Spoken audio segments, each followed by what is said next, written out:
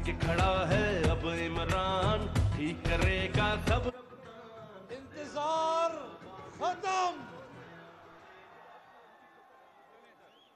अब इंतजार खत्म हो चुका है। पाकिस्तान के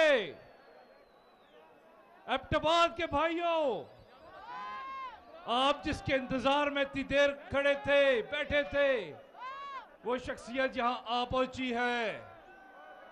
खैबर पख्तूनख्वा की जान है आप, पंजाब की आन है आप, बलूचिस्तान की मान है आप, सिंध की जान है आप, इमरान खान है आप। तुम पै गई हर पासे पीटीआई है,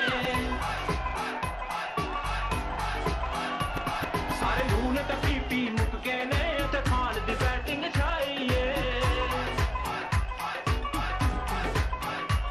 एदा नारा नो करप्शन, एदा नारा नो करप्शन, एदा घर में चाले मोरां ते खान दा बल्ला। इय्याका नअबुदु व इय्याका नस्तईन।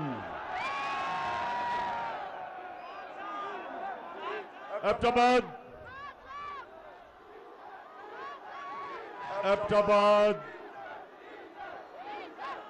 इस शानदार और जुनूनी इस्तकबाल का दिल से आपका शुक्रिया अदा करता हूं। बहुत बहुत शुक्रिया। मैं आज आपके पास किसी मकसद से आया हूं। नौजवानों, डीजल और पेट्रोल की अभी बाद में बात करता हूं। पहले जिस मकसद से मैं आपके पास आया हूं, आपने थोड़ा सा सब्र करके मेरी बात सुनी। मैं आज एबटाबाद में अपनी बहनों को खास तौर पे खराज तहसीन पेश करता हूं कि हमारे मुखालिफ वो ये कहते हैं कि गर्मी बहुत ज्यादा होगी, लोग नहीं निकलेंगे इस्लामाबाद में। ये मेरे बहादुर नौजवानों के लिए तो खैर गर्मी कुछ नहीं है, हमारी बहनों के लिए भी गर्मी कुछ नहीं है। इंशाअल्लाह कोशिश तो इंसान करता है, कामयाबी अल्लाह देता है, लेकिन ये मेरा ईमान है कि 20 तारीख के बाद जब मैं इस्लामाबाद की अपनी कौम को कॉल दूंगा, ये मेरा ईमान है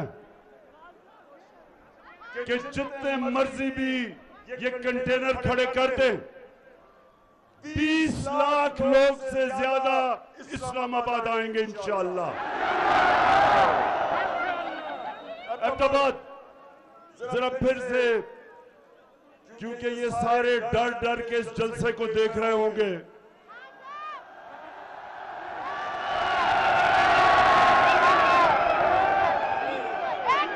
तो ये रहा कि आपकी तादाद कितनी ज्यादा और जिस तरह गर्मी में जुड़ के आप सब खड़े हैं, लेकिन दूसरा जो इनको खौफ है वो आपके जुनून का खौफ है। इस्लामाबाद में एक इंसानों का जुनून आने वाला है और एक आवाज होगी इस्लामाबाद में कि हमें हकीकी आजादी चाहिए, हमें इंपोर्टेड हुकूमत नामंजूर। इंपोर्टेड हुकूमत, ये एबटाबाद, ये आपका जुनून वो नहीं होना है जो होना चाहिए। इंपोर्टेड हुकूमत किसी सूरत ये कौम इन डाकुओं की जो अमेरिका से साजिश करके हमारे पे बैठे हैं, कभी पाकिस्तान कौम इनको कभी भी तस्लीम नहीं करेगी।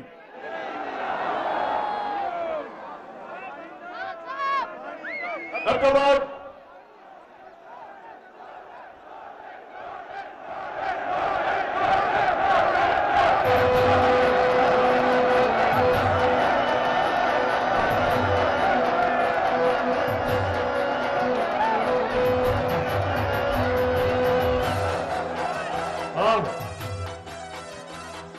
लोटे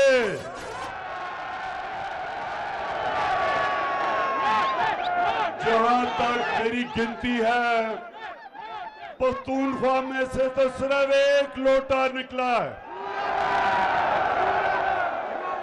और जहां तक मुझे बताया गया अभी तक वो लोटा पेशावर आने की उसने जुर्रत नहीं की। इंशाअल्लाह जिधर भी ये लोटे जाएंगे पाकिस्तान में, जिधर भी जाएंगे, इनको दो नारे लगेंगे। दो नारे क्या हैं?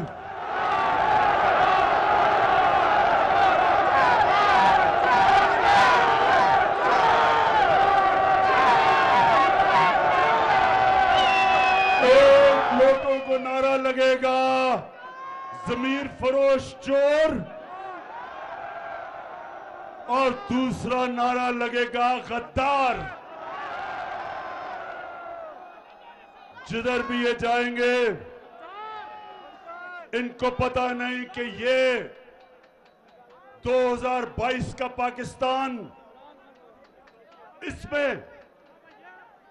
हमारे नौजवानों में शऊर है, कौम बेदार है। बड़े तो छोड़ो, स्कूल के बच्चों को भी पता है कि लोटा क्या होता है। इन्होंने एक अमरीकी साजिश का हिस्सा बनके, अमरीकी साजिश का हिस्सा बनके एक 22 करोड़ पाकिस्तानियों की मुंतखब हुकूमत को साजिश के तहत हटाया, और इनके साथ शामिल थे यहां के मीर जाफर और मीर सादिक। नौजवानों, ये कौन थे मीर जाफर और मीर सादिक? जिनको नहीं पता, मैं फिर से बता दूं, मीर जाफर जो मुसलमानों का, मुगलों का गवर्नर सिराजुद्दौला था, उसका सिपहसालार था, कमांडर इन चीफ था। उसने अंग्रेजों के साथ मिलके गद्दारी की सिराजुद्दौला से, मुसलमानों से। अंग्रेज जीते, अंग्रेजों ने बंगाल, जो मुगलों का सबसे अमीर सूबा था, सबसे ज्यादा पैसा बंगाल से आता था, वो सूबे को मीर जाफर की वजह से अंग्रेजों के गुलामी में गया, और उसी जो सबसे अमीर सूबा था, वहां कहत पड़े, अंग्रेजों ने इतना लूटा कि लाखों लोग भूख से मर गए वहां। और जब अंग्रेज गया 200 साल बाद, तो वो बंगाल हिंदुस्तान का सबसे गरीब सूबा बन गया। और मीर सादिक वो था जिसने टीपू सुल्तान से आखिर में जाके अंग्रेजों के साथ मिलके गद्दारी की, और टीपू सुल्तान की शहादत हुई। और मैसूर जो टीपू सुल्तान की सल्तनत थी, अंग्रेजों की गुलामी में चली गई।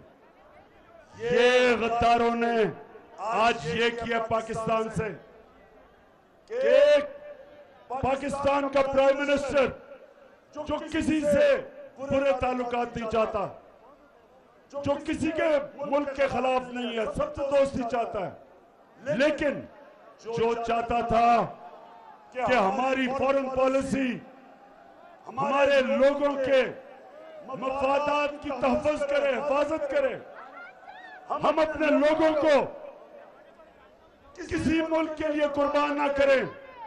जिस तरह अंग्रेजों अमेरिकनों के साथ मिलके हमने जो उनकी जंग लड़ी, 80,000 पाकिस्तानियों की कुर्बानी दी गई, हमारा कबायली इलाका उजड़ गया, $100 अरब से ज्यादा हमारे मुल्क को नुकसान हुआ। मैं कभी इस तरह की फॉरेन पॉलिसी मानने के लिए तैयार था। मैं कभी अमेरिकनों को पाकिस्तान में बेसिस देने के लिए तैयार नहीं था। मैं कभी अमेरिका की जंग में शामिल होने के लिए तैयार नहीं था। मैं रूस से, अगर मैं रूस गया तो मैं चाहता था, और हमारी बात चल रही थी रूस से, कि 30% कम कीमत पे रूस हमें तेल दे ताकि मैं अपने लोगों के लिए पेट्रोल और फजल रहमान को सस्ता करूं।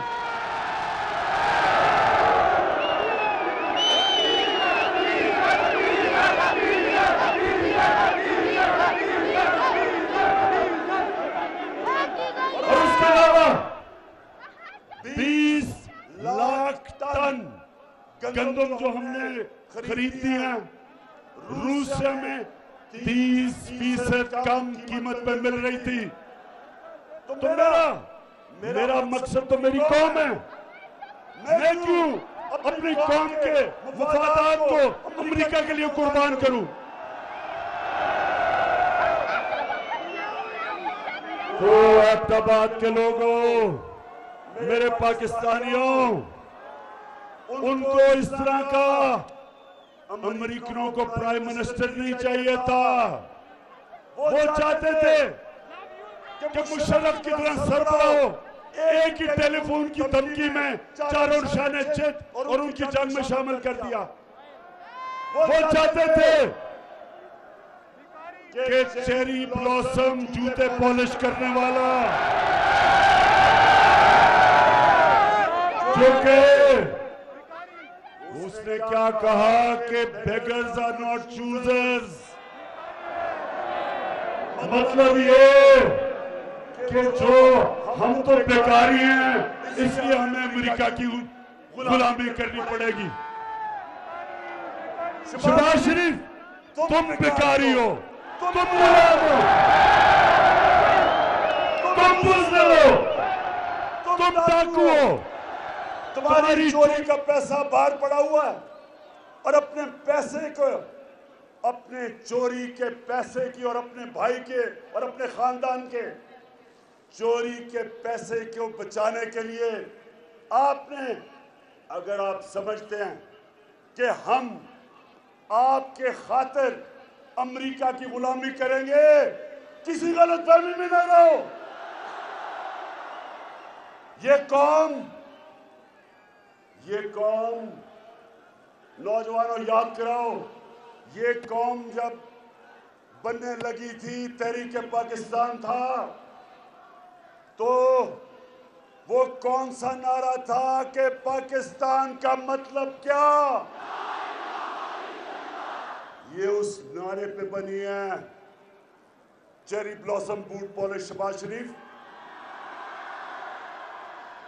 ये अल्लाह के सामने दावा कर बैठी है, जब वो कलमा पढ़ती है एक मुसलमान कौम, तो वो अल्लाह के सामने गवाही देती है कि अल्लाह तेरे सामने हम किसी के सामने नहीं झुकेंगे, क्योंकि वो शिर्क है, वो गुनाह है। हम अपने अल्लाह, हम सिर्फ अल्लाह की इबादत करते हैं और उससे मदद मांगते हैं। हम ना किसी सुपर पावर को मांगते हैं, हमारा जो लीडर दुनिया की तारीख का सबसे अजीम लीडर ना आया है, उससे पहले ना आ सकता है, हमारे नबी सल्लल्लाहु अलैहि वसल्लम। हम तो उनकी उम्मत हैं, हम तो उनकी उम्मत हैं। और उन्होंने ये कहा था कि इस्लाम मुसलमानों को गैरत देता है, ला इलाहा इल्लल्लाह इंसान को गैरत देता है। हम किसी के जूते पॉलिश करने वाले नहीं हैं। और इंशाअल्लाह इस्लामाबाद में 20 के बाद जब मैं कॉल दूंगा तो सारी कौम इस्लामाबाद पहुंच के एक पैगाम देगी, एक ही पैगाम देगी, एक ही पैगाम देगी कि इंपोर्टेड हुकूमत नामंजूर।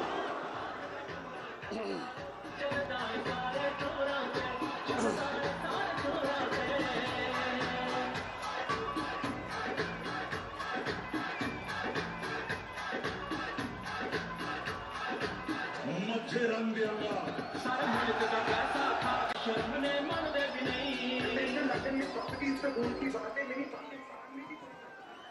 हाँ, कहती मोहतरमा फरमाती है कि लंदन तो छोड़ो, पाकिस्तान में भी कोई प्रॉपर्टी नहीं है। मैंने वैसे जो शरीफ खानदान में झूठ बोले हैं, मैंने कभी किसी को ऐसे झूठ बोलते नहीं देखा।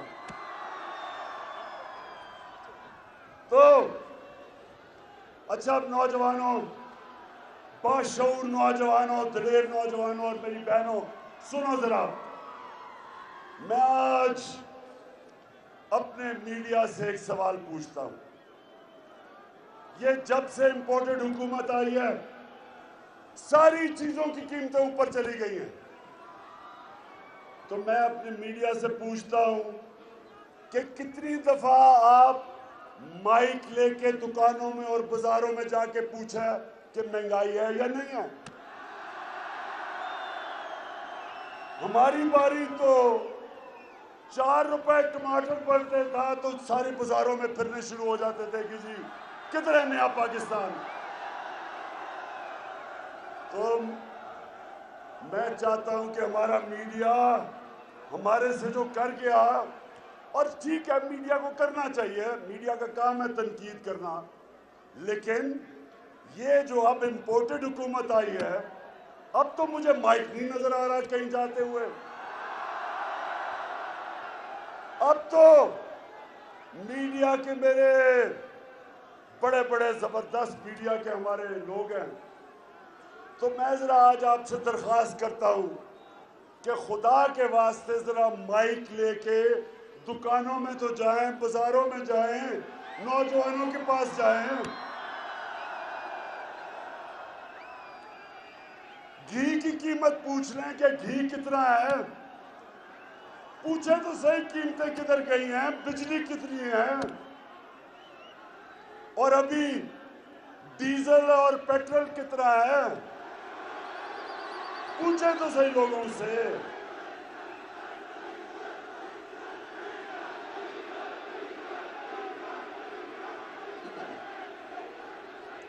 नौजवानों सुने जरा, जब ये जरा सुने, ईरान में मैं जरा आपकी तरबियत भी करता जाऊं, तारीख का भी बताता जाऊं, ताकि आप में और शऊर आए।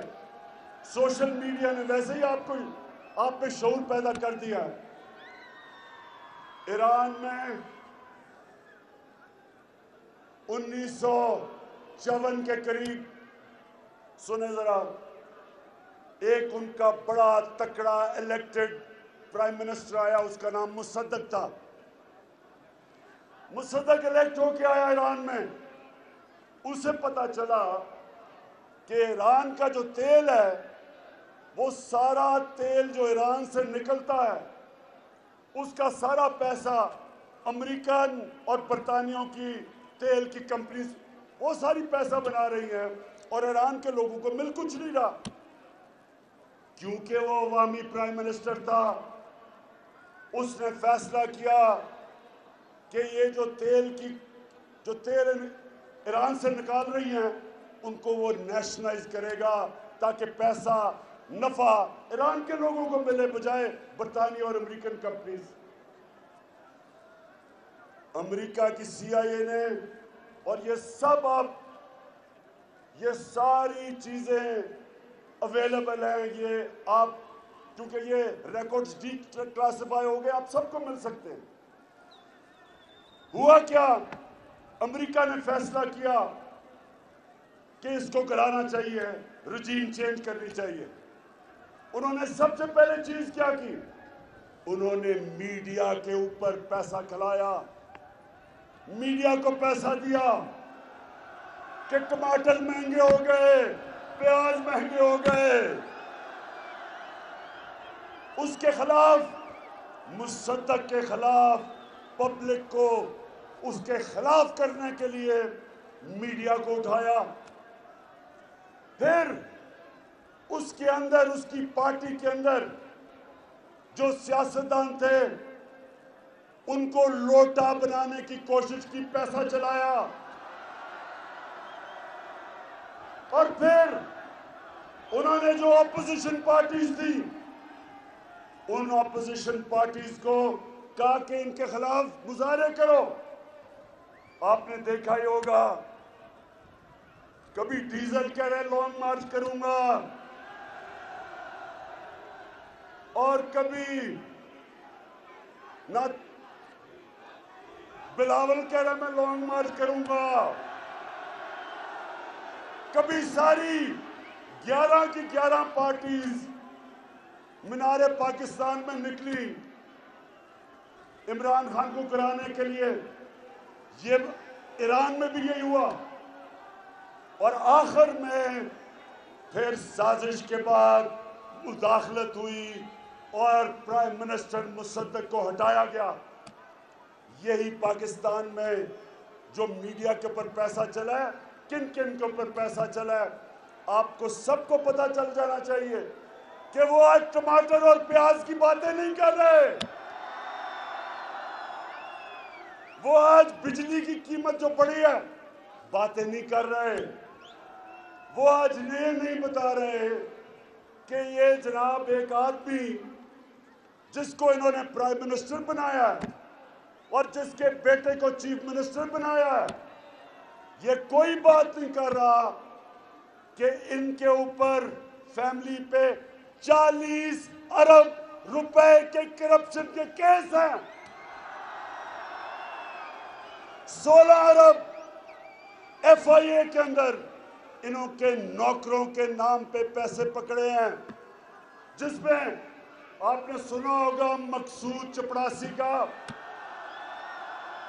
जिसको बाहर भिजवा दिया। 375 करोड़ रुपए एक चपड़ासी के अकाउंट से निकले हैं।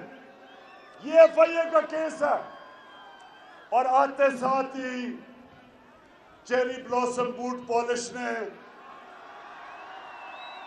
FIA का वो सारे लोग जिन्होंने तफ्तीश की थी उनको निकाला इससे, उनसे इंतकाम कि कैसे तुम्हारी जरूरत है कि मेरे खिलाफ तुमने तफ्तीश की। कहीं नौजवानों, दुनिया में कहीं ये नहीं होता। मैं अपनी अदलिया से पूछता हूं कि मैं बड़े अदब से पूछता हूं कि इतवार को तो आपने 100 मोटर एक्शन ले लिया, आपने रात के 12 बजे अदालतें खोल ली, लेकिन ये जो आपके सामने हो रहा है किसी जमहूरियत में यह हो सकता है कि FIA में 16 अरब रुपए के केसेस, डाका 1600 करोड़ रुपए का ये बाप और शहबाज शरीफ और उसके बेटों पे, और आप इसमें कुछ नहीं कर रहे।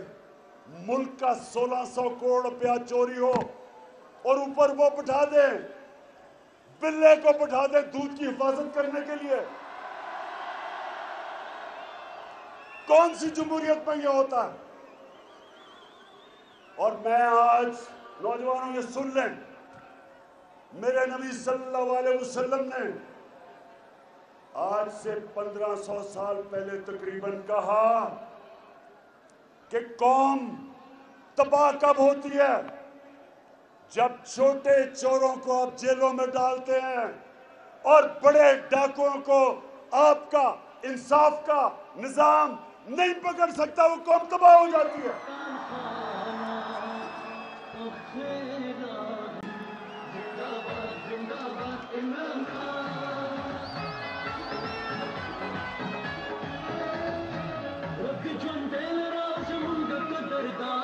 छोटे अब देखें, अब जरा नौजवानों जरा सुने, हमारे नबी सल्लल्लाहु अलैहि वसल्लम जिन्होंने मदीना की रियासत बना के एक ऐसी मिसाली रियासत बनाई कि कई सौ सदियों तक, कई सौ साल तक मुसलमान दुनिया की इमामत की उन्होंने, तो उन्होंने जब ये कहा कि छोटे चोरों को जब जेल में डालते हो और बड़े डाकुओं को आपका निजाम नहीं पकड़ सकता, कौम तबाह हो जाती है। छोटे चोर साइकिल चोरी करेगा, भैंस चोरी करेगा, मोटरसाइकिल चोरी करेगा, हाँ मुल्क में तो मुश्किल पड़ेगी, लेकिन कौम नहीं तबाह होगी।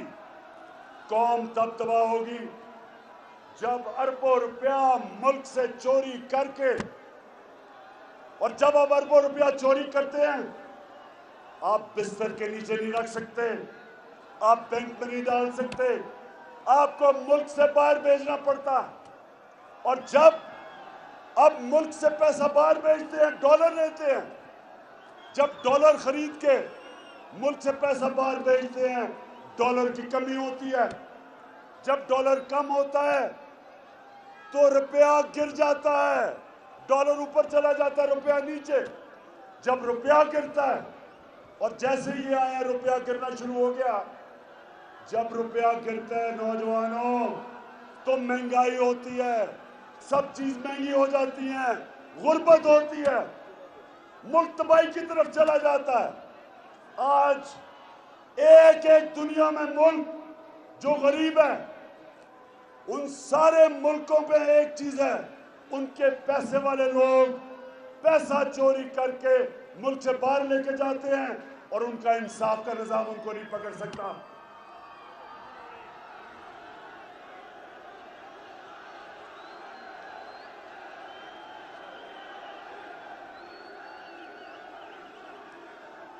किसने कहा था कि अजान बज रहा है? अजान के 2 मिनट सांस ले लो। अभी मैंने आपसे और आखिर में 2-3 बड़ी जरूरी बातें कर दी हैं। मैंने आप सबको तैयार करना है इस्लामाबाद के लिए, और इसमें हमारे खानदान भी आएंगे, फैमिलीज आएंगी, सबसे ज्यादा मेरे दिलेर नौजवान आएंगे, और पख्तूनख्वा, क्योंकि आप इस्लामाबाद के सबसे करीब हैं, तो मुझे सबसे ज्यादा मैं पख्तूनख्वा के लोगों को वहां देखना चाहता हूं। और मेरे लिए नहीं आना आपने अपनी हकीकी आजादी की जंग लड़ने आना है। आपने कायदे आजम का पाकिस्तान बनाने आना है। होगी आजान? अच्छा जी नौजवानों, सुनो जरा मेरी बात। अब मैं अपनी बात की खत्म करने की तरफ जा रहा हूं। देखिए, हमारा मुल्क बना था, एक बड़ा ख्वाब था कि हमने, जो इल्लामा इकबाल ने कहा कि हमने किसको मिसाल बनाना था, इस्लामी रियासत जो मदीना की रियासत के तर्ज पे, उन असूलों पे खड़ा होना था। इसलिए अगर हम ये इंपोर्टेड हुकूमत, ये करप्ट लोग, ये डाकू, ये जिस तरह वो इंटीरियर मिनिस्टर कातिल, अगर हमने इनको तस्लीम कर लिया, ये हम पाकिस्तान की ख्वाब से सबसे बड़ा धोखा करेंगे। इसलिए आप जब इस्लामाबाद आएंगे तो हमने फैसला करेंगे, हम सारी कौम को बताएंगे कि हमें आजादी चाहिए, गुलामी नामंजूर। हमें राय हक चाहिए। हम अमर बिल मारूफ पर चलने वाले हैं। हमें अल्लाह का हुक्म है, अब्बाद हमें अल्लाह ने हुक्म दिया है कि अच्छाई के साथ खड़े हो, अमर बिल मारूफ व नही अनिल मुनकर, बुराई के खिलाफ अच्छाई के साथ। जो मैं बार बार कहता हूं, न्यूट्रल देने की, बनने की, न्यूट्रल बनने की अल्लाह ने हमें इजाजत नहीं दी। हम अच्छाई का साथ दें, राय हक पे चले, इंसाफ के लिए खड़े हों, लेकिन अल्लाह ने हमें ये इजाजत नहीं दी कि मैं कहूं ना मैं तीतर हूं ना मैं बटेर हूं, मैं तो न्यूट्रल हूं। मैं बार बार कहता हूं, न्यूट्रल सिर्फ जानवर होते हैं। इंसान को तो अल्लाह को जवाब देना होता है। उसने तो दुनिया में भेजा है और उसने आपको कहा है कि आखिरत में मैं तुम्हारे से जवाब लूंगा। क्या तुम राय हक पे चले? क्या तुम इंसाफ के साथ खड़े हुए? क्या तुमने जुल्म का मुकाबला किया? क्या तुमने नाइंसाफी के खिलाफ जिहाद की? क्या तुमने अपनी आजादी के लिए, क्योंकि अल्लाह ने तो आपको ला इलाहा इल्लल्लाह के बाद आजाद कर दिया, क्या आपने एक इंपोर्टेड हुकूमत के खिलाफ जदोजहद की? पूछेगा अल्लाह आपसे। आप ये नहीं कह सकेंगे नहीं जी मैं तो न्यूट्रल हूं। आपको उसने ये इजाजत नहीं दी। जानवरों को आप देखते हैं प्रोग्राम्स में, बड़ा शेर आके किसी हिरन या किसी जानवर को पकड़ लेता है, कोई उसको बचाने नहीं आता क्योंकि वो न्यूट्रल है सारे। इंसान को उसने इजाजत नहीं दी। इंसान को उसने कहा है आप जालिम के खिलाफ खड़े हो, मजलूम के साथ खड़े हो, आप सच के साथ खड़े हो, झूठ के खिलाफ खड़े हो, आप अच्छाई के साथ खड़े हो और बुराई के खिलाफ जिहाद करें। आप कभी भी जब आप तस्लीम करेंगे कि 60% कैबिनेट जमानत पे है, प्राइम मिनिस्टर जमानत पे है, चीफ मिनिस्टर पंजाब जमानत पे है, बाप बेटे के अलावा नून लीग को कोई मिलता नहीं है, उधर आसिफ जरदारी जमानत में है, उसकी राना सनाउल्लाह जमानत पे है। तो ये जब जिस मुल्क के ऊपर चोर डाकू कातिल ऊपर बैठ जाए, नौजवानों उस मुल्क का कोई मुस्तकबिल नहीं है और हम सब पे फर्ज हो जाता है कि हम इस जुल्म और नाइंसाफी के खिलाफ खड़े हो। तो मेरी सारी आपको आज पैगाम एक ही है, तैयारी करें। 20 तारीख के बाद जब भी मैं आपको कॉल दूं, हाथ खड़ा करके बताएं कि आप तैयार होंगे उसके लिए।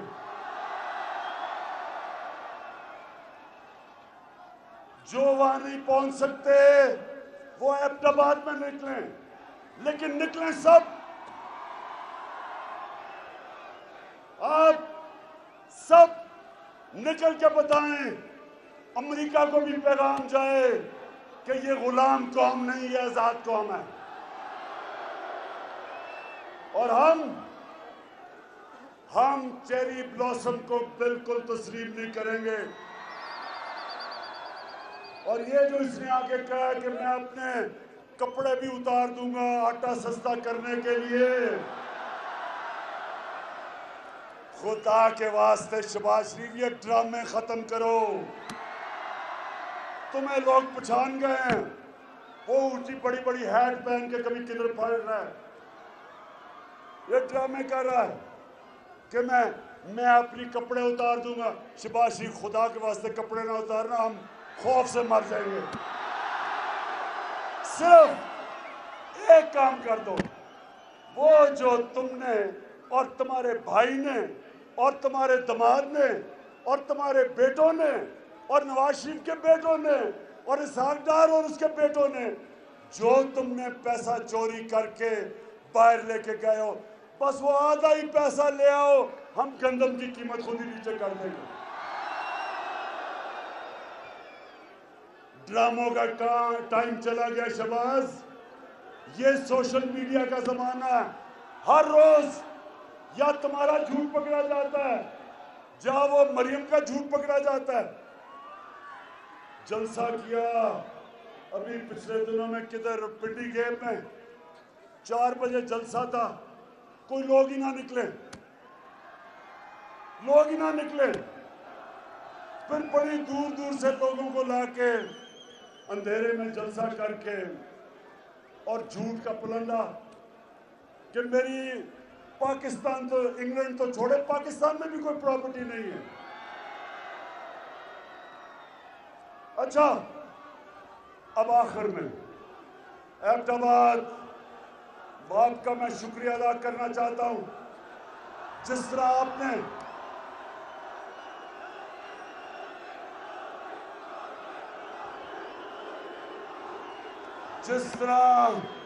आपने हमें इलेक्शन जताई, शिकस्त दी, कहते थे कि नून लीग का गढ़ है। नून लीग, ये आज मेरी बात सुन लो, इलेक्शन से ना भागो। जब भी इलेक्शन होगा तुम समझते हो कि तुम अब सेंट्रल पंजाब में रह गए हो, तुम्हें सेंट्रल पंजाब में भी अब छुपने की जगह नहीं मिलेगी, क्योंकि इस पंजाब के पाकिस्तान के लोग गैरतमंद लोग हैं।